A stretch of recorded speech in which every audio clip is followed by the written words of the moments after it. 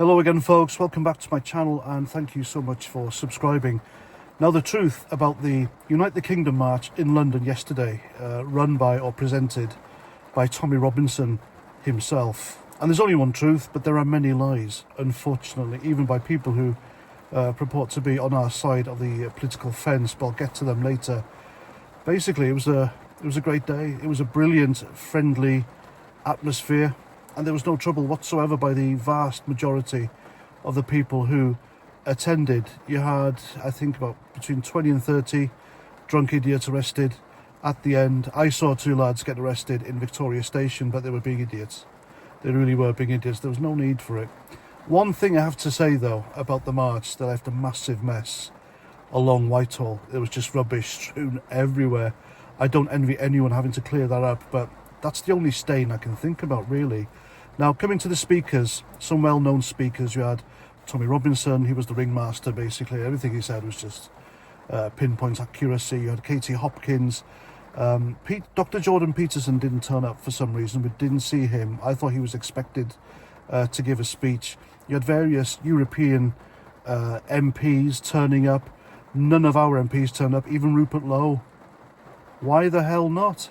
I mean, Jesus, what an opportunity with that vast crowd, such attention for a member of Parliament to turn up and give their say if they really had the people's concerns to heart. But like Tommy Robinson said, they don't, none of them. The only guy worth mentioning is Ben Habib. He turned up. Even he said, Keir Starmer's a wanker. That was the main chant. That's the first time during a Tommy Robinson march or protest or rally, call them what you will, I didn't really hear, oh, Tommy told me. All I heard was Keir Starmer's a wanker. Over and over and over again. It was quite funny. And Ben Habib even joined in. I really hope he gets into Parliament. I am nearly swayed into joining his Advance UK party. I really am. I'm still on the fence at the moment, but for that guy to turn up, back Tommy Robinson, take that opportunity to give his say, just tell the truth, tell it like it is. You got to respect the man. So, does he deserve your vote? Does he deserve my vote? It's looking that way. It really is. Let's hope he establishes Advance UK as a legitimate party as soon as possible. Now, I know I said in the past I had a problem with the Maori turning up and doing the haka. I thought to myself, and I said on X, what the hell does the Maori and the haka have to do with the situation in Britain today? Turns out a lot.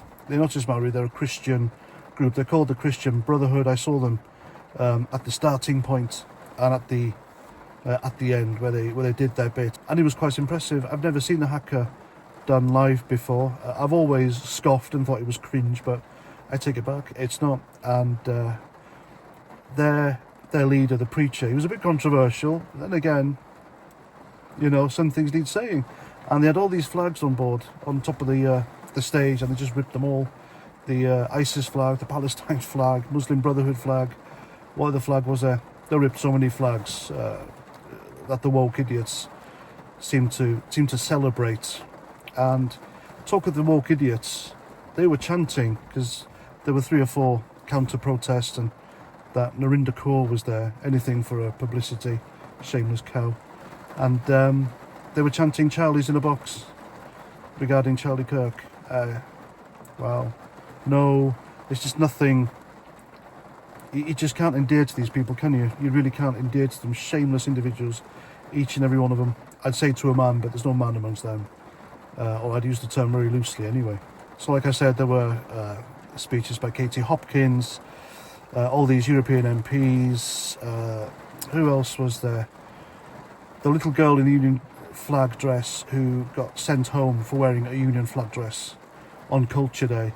She was prevented from making a speech in front of her class, so she did it in front of that vast crowd instead, and she got a massive cheer for it. And it was just brilliant. You know, I was proud of her, really proud of her. What opportunity, and that's justice, I reckon. She got such a cheer and such respect for that, and fair play. What a brave little girl. And I know I mentioned the rubbish. The other thing I had was Ricky Doolan. Fair play, he turned up to sing, and they were good patriotic songs, etc. But too many songs, and because he sang too many songs and too much time was allocated for him, we didn't get to hear from Young Bob at the end, Carl Benjamin, Andrew Bridgen, and I forget his name, sorry, the Billboard guy from America or Canada. 4 potentially brilliant speeches there. Young Bob is a fantastic speaker. Cal Benjamin needs no introduction, he's good at speaking. Andrew Bridgen as well, another fellow who just says the truth, tells it like it is. Apart from that, it went really well. I've got my little criticisms, but I'm not running the thing, am I? If you enjoy the whole thing, you enjoy the whole thing. I enjoyed the whole thing, but apart from Ricky Dolan having too many songs and the rubbish at the end, that's my only gripe. I was expecting the crowd on the scaffolding on the right to just plummet. I was so scared for them. It got full, people just climbing up. Somehow they got to the scaffolding. Somehow they got to the scaffolding and it was just jam-packed. I was waiting for it to go and, I don't know, get hurt. And now let's get to the lies. The mainstream media said there was only 110,000 people there. Nah, no chance. Then they backtracked and said there's 150,000. Nah, no way. I reckon there was between 500,000 and 1 million. Easy. If you look at the aerial shots, how the hell can a mainstream media company have a helicopter fly overboard, fly overhead, see the crowd and say, oh, it's only 100,000 there? Trying to downplay it.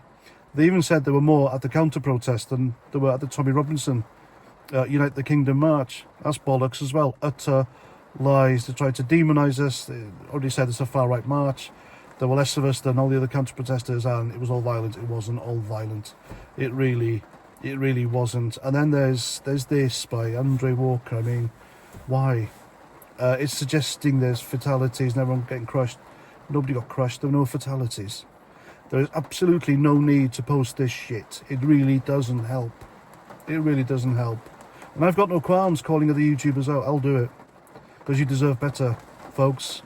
That's what I think.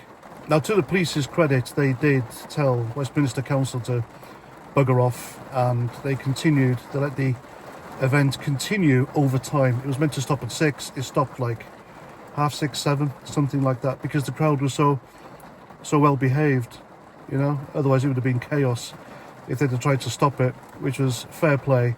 But what they did do was they marched Antifa through the crowd who weren't able to get into Whitehall, hoping that the Patriots would attack Antifa, therefore the police could make arrests.